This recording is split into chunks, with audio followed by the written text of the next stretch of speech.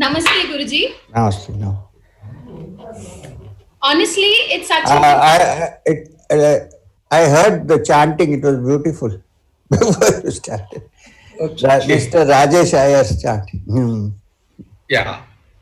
uh, Okay. honestly, it's a really divine and surreal feeling to have you amidst us over here and spend your precious time.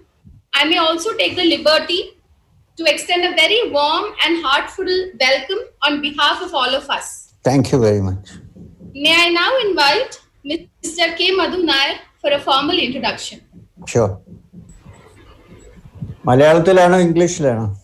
ഇംഗ്ലീഷിലാണ് sir, കാരണം നമ്മുടെ മലയാളീസ് കുറെ ആൾക്കാർ lot of cosmopolitan thing.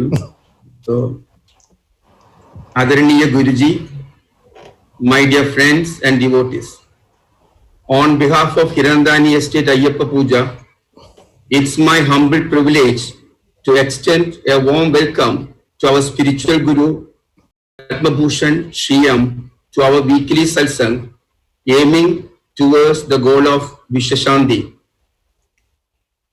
I know I am too little to give a befitting introduction to such an eminent and renowned personality, a man of wisdom.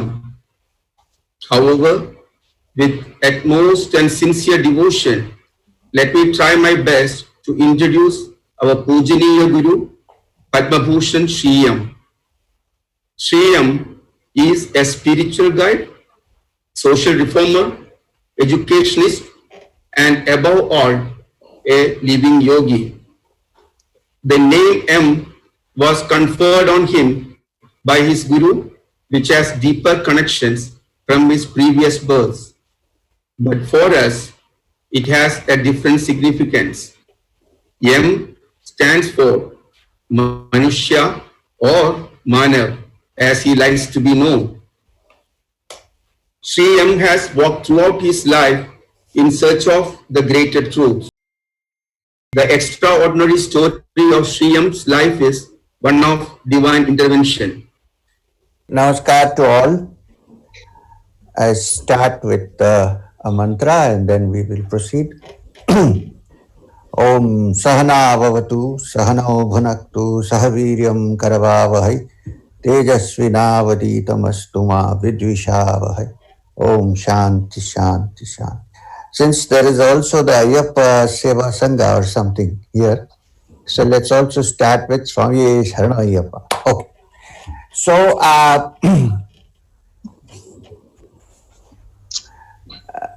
the subject that was given to me today was how to redesign the self. It's a very big subject. There are volumes written in Vedanta on the self. So I don't know how to redesign, but we'll try and get something out of this. And it also says a new norm for inner growth post-COVID. Okay. So first the self. How to change the self, we will come to that later. But first we should think about the essential self. You know, what is one's essential self?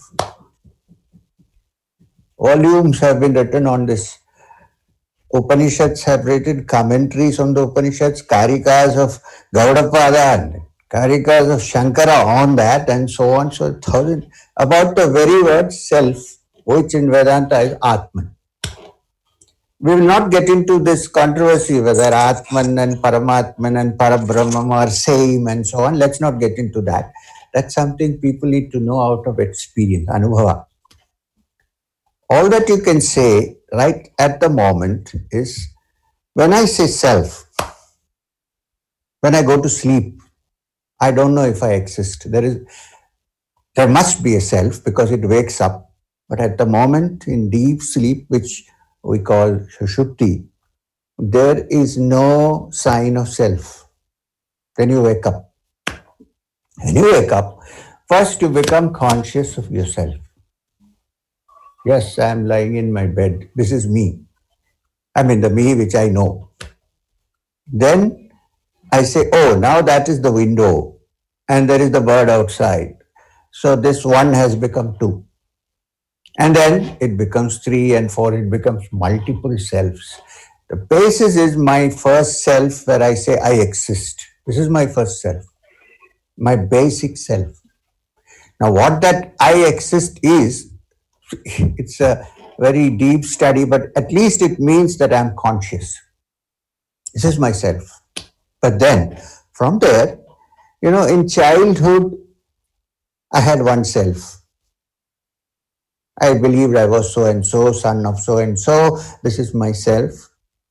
Then I grow up. Then there is another self. This is what I am now. Then I still grow up. Then I get married. Well, in my case, instead of getting married, I did get married afterwards because I think I am a believer in dharma, artha, kama, and moksha. So I did get married when I came back, but the next step for me was to go away to the Himalayas. So there was another self. Then I studied with Maheshwarnath Babaji, my guru from the Nath Sampradaya. I became another self. In fact, it was he who transformed me totally and made me realize that that one consciousness, which is there in deep sleep, which is there in dreams, which is there when I wake up and say, here I exist, it comes into this world and behaves with multiple selves, multiple images. And so I got another image there, which was the image and the understanding that the essential self in all beings is the same. But then I came out from there because that was also another image given to me from the outside world, but it was given to me by Maheshwarnath Babaji. What Mr. Madhu Nair forgot to say in the beginning was M also means my name given by my master Maheshwarnath Babaji when he initiated me, which is Madhukarnath. So that's also Madhu, that's also M. Okay, so so I became from one person to Madhukarnath. And then I came back. Then I settled down. Babaji had told me, sannyasa is not for you, at least not now. I don't know when, I'm already 71 now, so who knows. Anyway, he said, so I came back, got into from brahmacharya to grahastha. I got into grahastha ashrama, which is family life. We all know that. We are all in grahastha ashrama. But I didn't get caught up in it somehow because, like Sri Ramakrishna Paramahamsa used to say, before you open the jackfruit, apply some oil in your hand so that it doesn't get stuck. So I had, with Babaji, applied a lot of oil during my brahmacharya period. So I got married, I had children, but really I could see myself, essential self, playing the drama of being so and so. Had children, had everything, but then you could see the drama. So what I'm trying to say is that every point in your life, we define ourselves in a particular way, and that is ourself for the time being. So therefore it keeps changing. Now suppose after some years I take sannyas, suppose. Then is another sense. There's another self. But in the midst of all this, like the Gita says, like the thread in which all the beads are, the Atman is one self. And the different beads are the different structures and different selves that we create for ourselves. So, if different selves can be created by ourselves, I am saying that it is never too late to change oneself and create another. For that, we should have deep faith in the understanding that the essential self is pure consciousness. It is what the rishis declared at Tattvamasi. It is the same that the rishis declared as I am Atma Brahma, the Mahavakyas. Aham Brahma. I don't like to say Aham Brahmasmi so easily because I would prefer to be the ant that licks the sugar then become the sugar. Although it's a fact that one is sugar, but I like to take that attitude. It builds the ego too much. So let's leave it there. I am Atma Brahma, Tattvamasi, and Prajnanam Brahma. This is our essential self. And all other selves we have are accrued over the centuries in our life. I said over the centuries, remember, because we have passed through many births. In each birth, we had a dozen selves. And now in this birth, we have a dozen selves. But the essential self from that time to now is that single sutra, the thread that links everything together. If we understand the self, then I don't think it is so difficult to change yourself. Because you know that you have passed through so many selves. Another one, you can change it. And the whole science of yoga, you see, to understand Vedanta, to understand your true self, it is not enough to simply say, I am the true self. We can easily say that. For that, you need to change your mindset. You need to change your mind and make it quiet so that it understands this process. That is why in the Bhagavad Gita, which is part of the Prasthanatraya of study of Vedanta, it is said at the end of each chapter, Iti Srimad Bhagavad Gita, so Upanishads, okay. So what does Upanishad teach? Brahma Vidyayam, the knowledge of Brahman, okay. Yoga Shastre, it's also the yoga, that means the practical way to understand that Brahma Vidya. You see, so the whole process of yoga is how to be able to handle your mind, which runs here, which runs there. Can we hold it together? And this is possible only when, as Patanjali said, when the chitta is completely free of vrittis. Yoga is chitta vritti nirodha. This is essential. If without taking away when I say vrittis, it's a Sanskrit word, I generally translate it as distractions. It's much more than that, but let's say distractions. If you can remove the distractions of your mind and make it absolutely clear like a pond without a ripple, then you look there and you see your actual reflection. If there are ripples, you cannot see. It's all deformed. You look, you see. So that is where you see your essential self. From there, starting with that point, I can then mold my different selves as I want. This is the way of living in life. Living in this world, knowing the essential self and molding yourself as the need arises is karma yoga. Way of living in this world, practicing your understanding. So I think everybody can do it. Please don't think that only I can do it. Everybody can do it, but we should decide to do it.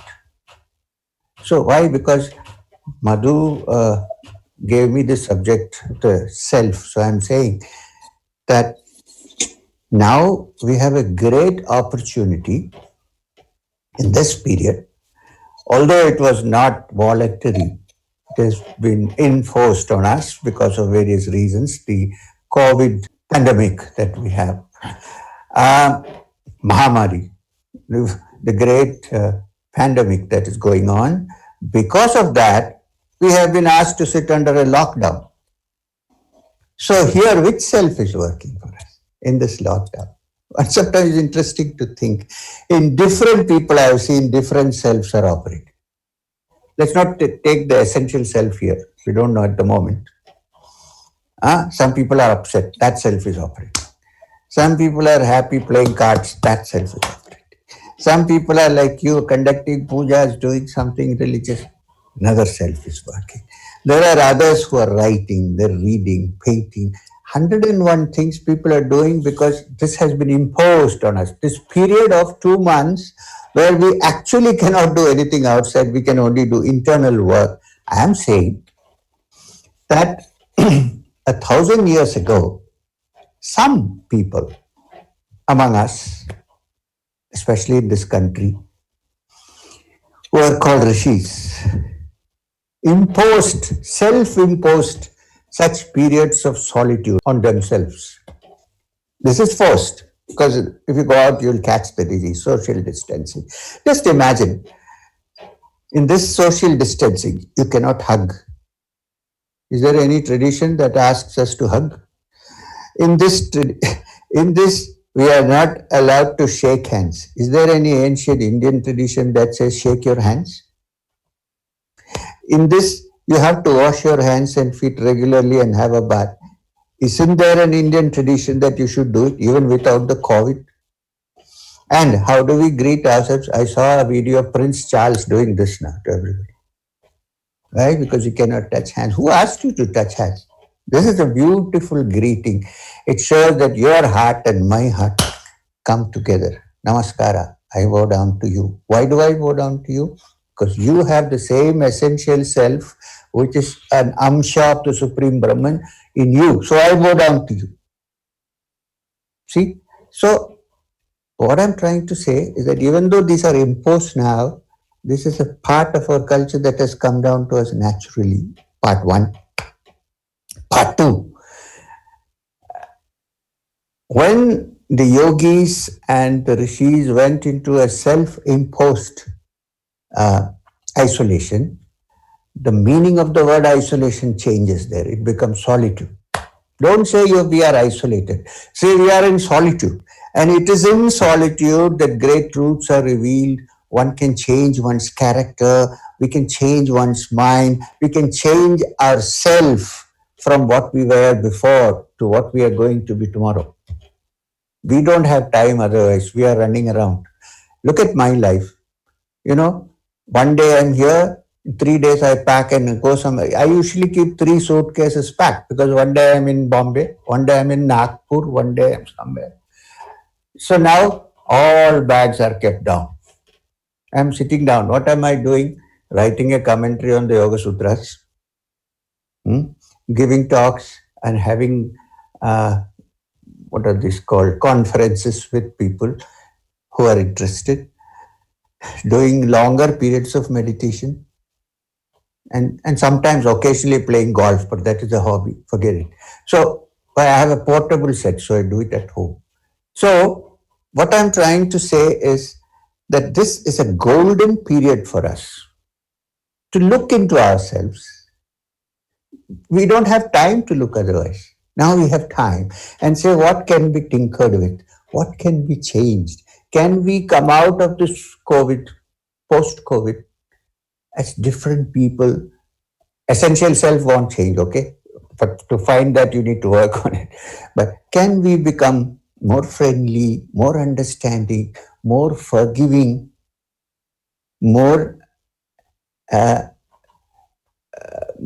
getting more time to go deep into ourselves and understand the spiritual truths?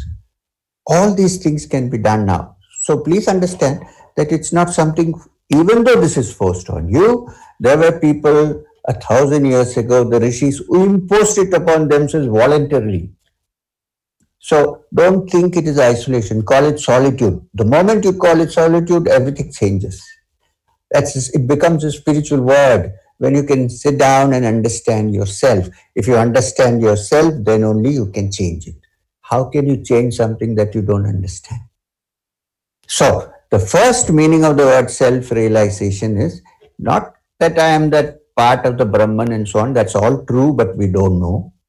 The first self-realization, understand myself as I am. How do I react to people? Am I kind? Am I brutal? Am I so competitive that is the only interest in my life? Now, studying this is the first step in self-realization. Because if you don't study it, you cannot change it. How can you change something that you don't know?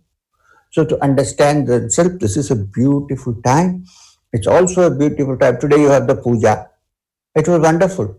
Even simply without knowing the meaning, to hear the Sanskrit chants itself brings about some change in the mind. This is my understanding. Not only my mind, but also outside in other mind. It is said, it's not just said, it is true, that when one person chants the Gayatri mantra, and if you have the capacity to see more than others have, not with these eyes, chakshusha pashyati, that can't be seen with this chakshu, something else. If you have the capacity, then when you see a person chanting the Gayatri correctly, of course, according to the chandas, then you'll see that something goes from that person, touches the person's city, whether he is chanting or not, then touches the other, then touches, and it spreads innumerable waves. rays, tiny rays, which touch everybody's heart, whether that person knows or not. Sensitive persons may feel it. Those who don't feel it, it still be there. At some point, it will be activated. See that? So the sound, now I saw Mr. Sri Rajesh Iyer chanting. You see, there is a cadence to it. So this is also the time when you can do some chanting. Where do we have the office? We can't chant. I know people who say, "Oh, I didn't go to the temple. Why? Because my boss was with me. What will he think?" What kind of thing is that? What will your boss think if you go to a temple? Oh, he'll think I'm kind of a religious. So what's wrong with that? Is there anything? So these are all things we can think about carefully and change, right? So I've come to the end of my talk for the moment because we have limited time. We have any question and answer session for some more time. What is the time now? Thank you, Guru, for that wonderful insight. Who's speaking now? I can't see any face. Mr. Rajesh Iyer doesn't have a voice like this. Anyway, thank you very much. Okay, you come back. Thank you, Guruji, for that wonderful insight. Now, as mentioned earlier, the dais is now open for a question and answer session with our respected Guruji. Sir, may I seek your permission to ask you a few questions on behalf of our beloved members? You may, or you can ask. You can ask, or they can ask. It's okay with me. Actually, it's already written like they've received questions. Okay. Fine. So the first question is from Mrs. Radha Gopalakrishnan Nair. Mrs. Radha says that while there are umpteen number of books to help a child grow into and benefit from, why aren't there any such books or even guides for senior citizens? That's nice. Well, I'm also a senior citizen, I'm 71. If you ask me, are there no guides for senior citizens? I would ask you to ask some of the senior citizens who are sitting here. Are there no guides for senior citizens, sir? I think there are. We only need to go and look at some of our ancient scriptures, which will put us on the right path. The life has been divided into brahmacharya, grihastha, vanaprastha, and sannyasa. Right? So senior citizens are usually those who finish the grihastha and are in the vanaprastha stage. So if you want to know what are the duties, what is the guidelines for a vanaprastha, then you have to look into those textbooks which deal with that. What I tell you generally, vanaprastha is a stage when one goes off into the forest. It doesn't mean you should go into the forest. I think your Hira Nandani with your gardens and all that is like a forest. It's nice. So you can find a quiet place, sit down and try to, where is this, in Thane? Yes. Yes. So you can sit there, you're in the outskirts, you're not even in the heart of the city. Then it's already vanaprastha. So the elder persons now should reduce their work and put their minds into understanding their inner self. That was the subject of today's talk. That is the guideline. Cut down your material needs. Okay? Make it minimum. That's what Vanaprastha used to do in those days. You can still do it and try to go seriously into the understanding of your own self. One. Secondly, leave the youngsters alone. Don't interfere with their lives. They know how to lead their lives. Right? You can talk to them, you can give them advice, but don't go beyond that. That will make them happy, that will make us happy. I also have 2 grown-up children. So I'm telling you. So this is one of the guidelines. After that, sannyas, we cannot give any guidelines because I am not a sannyasi myself. You have to ask the Shankaracharya. But if you ask me, these are the guidelines to be followed. Concentrate now on your inner development. And whatever is required for that, bring it into a practice. And control your temper. Be kind. Be happy. Okay? And so on. Okay. Thank you, Guruji. May I move to the next question? Yes, please. Okay, it's from Mrs. Vidya Suresh Iyer. Yeah. He says that today, amidst this pandemic, while many employees have been laid off, Yes. is it justifiable on the part of their employers to do so, as they have been the ones reaping profits year after year? I think it's unfair. Okay. I honestly think it's unfair. At least they could give them half their salaries, if they're not their full salaries. Like in Satsang Foundation, we have lots of people working. Because of the pandemic, we can't say, oh, we are laid off, you're not doing any work, so we will not give any salaries. We're giving them salary. But the annual raise, which used to be 10%, is cut to 5%. They're happy with that.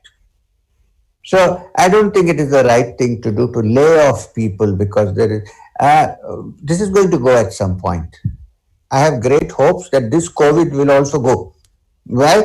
Because anything that is born on this earth has a lifespan. It will die, just as we have. It will die. So this will also go after some time. Till then, we have to protect ourselves. I understand. So will we have to wait till then to give salaries to those poor chaps who are not working? I can understand if you're not making profit, if you're not having money, I can understand. But if you are still roaming around in your Maybach, Mercedes Maybach, and you don't give salaries, there are some people, powerful people in your state also who do that. But what are you doing then? Where is your Hindu dharma and all that? You know, in the Manusmriti, there is a beautiful description of how a householder should behave. Householder should have a bath and wash and all that, clean the kitchen, pray to God, and cook. After he has cooked the food, he has to offer it to God in thankfulness for having given the food. And then read the Manusmriti. Go out on the road near the gate and say 3 times, is there anyone hungry here? Is the life of a grahastha. And if anybody responds and says, yes, I am, you have to feed them first and then eat what is left. This is life. Where is it gone?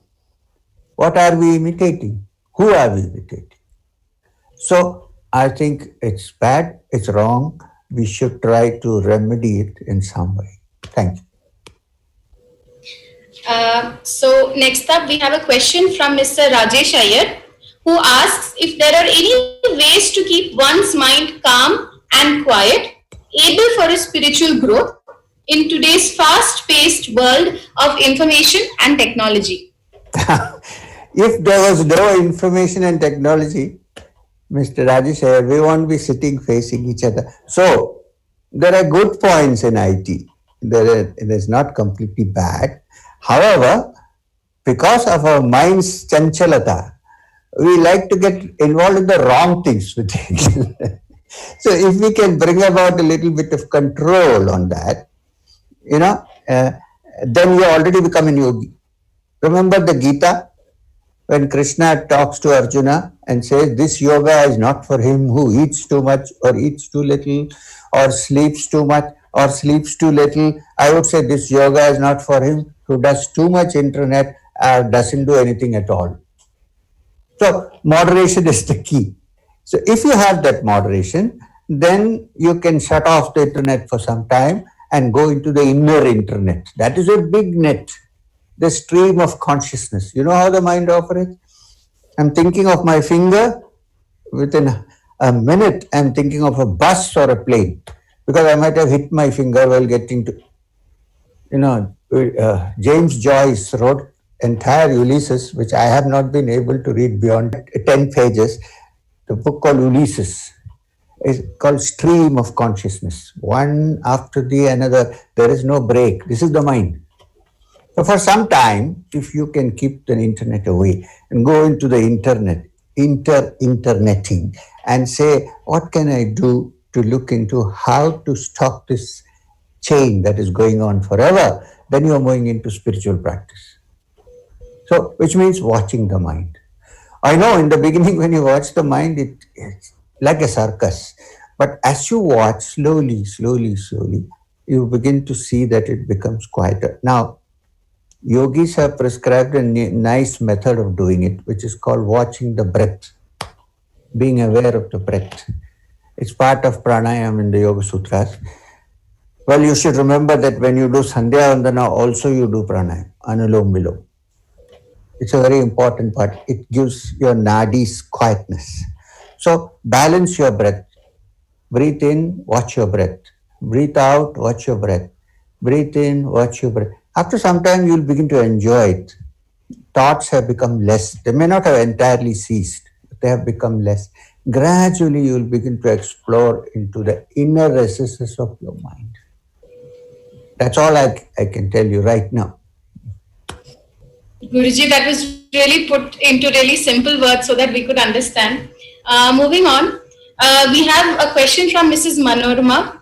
She wishes to know that Guruji, why do good people also have to suffer in this world? Shouldn't their karma be enough to get them a great life? See, in this world, there is nobody who is entirely free of suffering. Nobody. Now, if you see, it's not that you're always suffering, there is some happiness also. Whenever suffering comes, consider that suffering to be something come to teach you some lesson, to tell you, look, you need to change your ways. You say, I'm a good person, but we should ask our neighbors, are we really good people? We cannot say ourselves, I'm a good person. I'm not saying somebody is a bad person, I'm just saying. So you have to find out from others if you're really a good person. If you're a good person, if you're still suffering, sometimes I feel that if you're good, you may have to take up more suffering than people who are not good because they have no consideration for others. The moment you have consideration for others, some suffering creeps in. But that suffering is part of growing up. It teaches our mind how to grow, how to expand. I'm not saying that you should become like Kunti and voluntarily ask for sorrow. No. You know that beautiful story? I'm not saying you should practice, don't worry. Don't get worried. The Mahabharata, the Kurukshetra war is over and Krishna is going to Dwarka. At least if you think of this incident, you won't be upset with sorrow when it comes. It will come at some point. You can't avoid it totally. And he goes to all the people to say goodbye. His equals he embraces. The elders he touches their feet. Can you imagine Krishna touching somebody's feet who is considered a Purna Avatara? No ego. Okay? And then he comes to Kunti, who is the matriarch of the family. And he says to Kunti, I'm going away to Dwaraka, Kunti. Ask me for a boon. This is the right time. I can give it to you. And there is a dialogue in the Bhagavad between Kunti and Krishna. It's really a dialogue. Kunti says, don't try all these things with me. I know who you are. So don't try to say, oh, I'm going away to Dwaraka. You're here. You're everywhere. I know that. So don't try to fool me. It's enough fooling is over. You started the Kurukshetra war. You joined on our side and we won. And now you are saying you are going away. You are not going anywhere. I know that. I know you. So enough drama. So you asked me for a boon, right? Okay, give me this boon if you can. What is that boon? Even Krishna is taken aback. She says, bring all the sorrows of the world on my head. Krishna is taken aback. What kind of a thing is this, asking for a boon? She says, why? Because it's only when sorrow comes, I'll call you and remember you. And if I remember you, you will come. This I know, guarantee. So therefore, when sorrows keep coming, I'll keep calling you, thinking of you, and you will keep coming before me. What more do I need? You are the treasure of this entire, all the worlds put together. I'm not saying we are all Kuntis or we can do that, but at least to remember this story is a good buffer when sorrows strike you. They're probably going to change your life to something else. So whether you're good or you're bad, sorrows are there in this world. They can come to anybody. COVID-19, has it discriminated between people? Everybody has to wear a mask. Sorrow is like that. But believe me, if sorrow is coming, it will also go and happiness is around the corner. So when happiness is there, remember there must be some sorrow, like you're free. Your life is happy then. So, may I proceed to the next question? Yes, please. It's from Mrs. Vijay Ramaswamy. She wishes to ask if there is indeed life beyond death, or does rebirth really exist, as they say? Look, for me, it's a fact, but I cannot prove it to you. How can I prove it to you? For me, it's a fact. I know I'm sitting here in this life because of various factors. I've even written about it in a book called The Journey Continues after my autobiography. It's also autobiographical. It's a little bit of a crazy book, but if you read, but I can't prove it to you. How can I prove it to you? But at least this much you must understand that different people are born in different ways. There must be some influence which they are having from the past. If you don't believe in past birth, at least this much you should understand biologically that we human beings, each one of us individually, is a result of a 3 million years of genetic evolution. So, even if you don't believe in past life, all the past influences of 3 million years in your genetic evolution are all there in us in some form or the other, some less and some more. That's why you suddenly see in a whole group of families with black, dark eyes, a child is born with blue eyes. Where does it come from? I'm not saying it is past birth, I'm saying genetic. Okay, genetics is also past life because we are the result of that. Okay, as far as past life after the body, whether the soul exists, these are all matters which can come only through experience. This was a matter which even Yama could not give a complete answer to Nachiketas in the Kathopanishad. So these are things which only can be experienced. We cannot say it exists. If you ask me, do you think it exists? I would say I know it exists. I won't say I believe it exists. Because if I say I believe, then I'm not sure. You see the sun, you don't have to believe the sun exists, right? Okay. There's one more question from Sri Vishwanathan uncle. He would like to know, Guruji, your views about destiny. Destiny.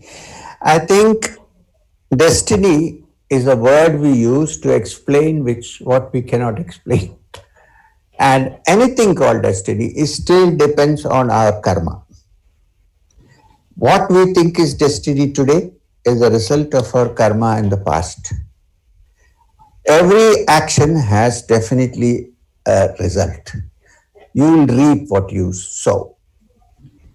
So therefore, when you said, I try very hard, I want to go in one direction, but the stream is only taking me, you will call it destiny. I would say it is because at some point in your past, you wanted to swim along the stream. You don't see the whole of life, so you call something destiny which you cannot understand. But I think to completely say that it's all destiny, I don't have to do anything, is a very fatalistic way of looking at life.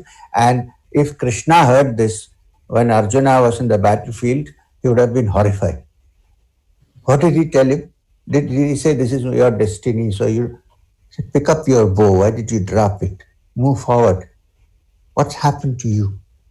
So very often we also use destiny when we do not succeed in something and repeatedly fail.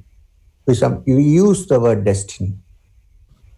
Actually, what only thing we know about is the present. Crux of the karma theory is the present. You cannot go back to your past and tinker, can you? I can't, you can't. We don't even know where will we go and tinker. And future, we don't know. So what is in our hands? The present. So if you do your things at present in the proper way, the future will look after itself. Then you don't have to wonder whether this is destiny or my free will. Guruji, if time permits, there are a few impromptu questions as well. So I'll just ask a few of them.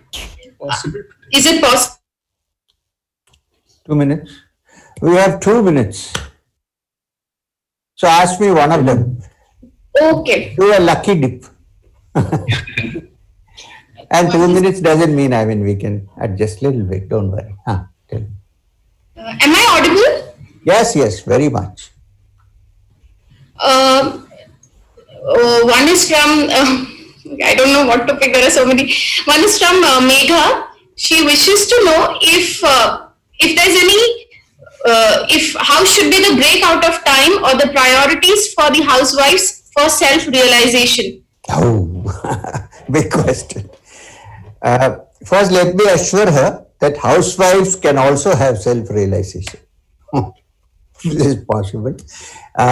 When Yajnavalkya went off to do tapasya in the forest, Maitreyi, his wife, followed him. She is the one who asked him questions. So my understanding is, finally she attained moksha, kaivalya, self-realization. So the housewife, while you are doing your work and so on, no matter what criticism comes, set apart some time for the study of what we call Swadhyaya, self-study of the textbooks like the Gita, Vedanta, and so on, so that you get some idea of where you are moving or what you should be doing. First priority.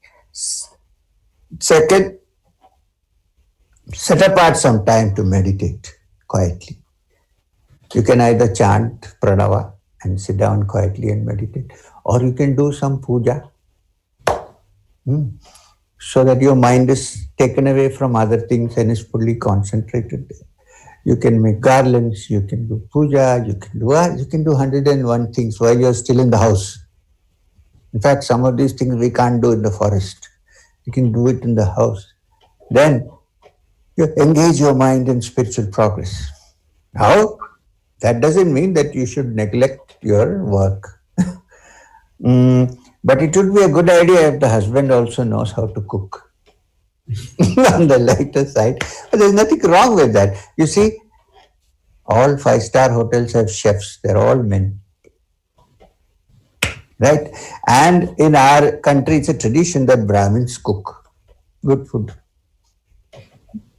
So the men have been cooking for years. So it's not as if. So sometimes you tell your husband, now I'm going to meditate. I hope there's no fight at home. Now I'm going to meditate. You please look after the sambar. It's up there. So make your own priorities. Don't fight. Make your own priorities.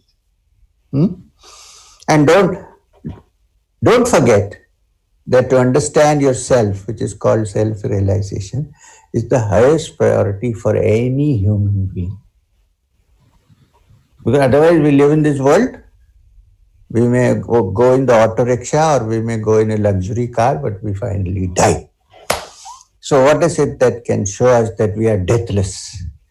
And that is self-realization. So that is our true self. So we started with self, we end with self, because the inner self is the real self, the Atman. I think we should wind up now. Okay? Huh? Yeah? Say something. I would. Am I audible? Yeah, yes, you are. There's a problem with this connection. I'm so sorry. It's okay. Now I would like to invite Sri Rajesh Iyer to give the vote of thanks. Okay. But before that, a few words about him. Sri Rajesh Iyer has been a resident of Hirandani Estate since the past couple of years. And he's a chemical engineer by profession, but he's very passionate about Vedic chanting. And he's a qualified yoga teacher who has also been conducting Vedanta Shastra classes in the estate. Very good. So in short, he's a support system right from conducting annual Ayappa Puja to even guiding us through these weekly sessions. Nice. Does he also go to Shabarimala regularly? Yeah, we go regularly to Shabarimala, and that too by the long route. Okay.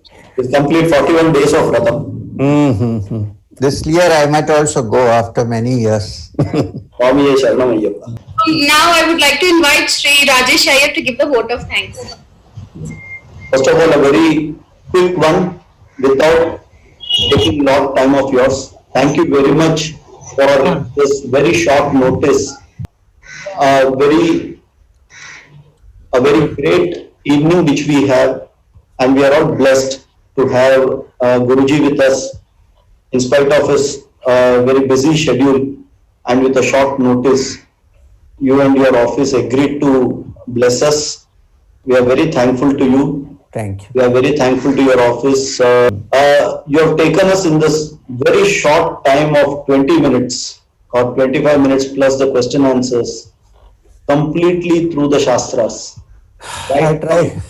Karmakanda, starting with Jnanakanda, you moved to Karmakanda, took us through yoga, then also about Sadhana Chatushtaya.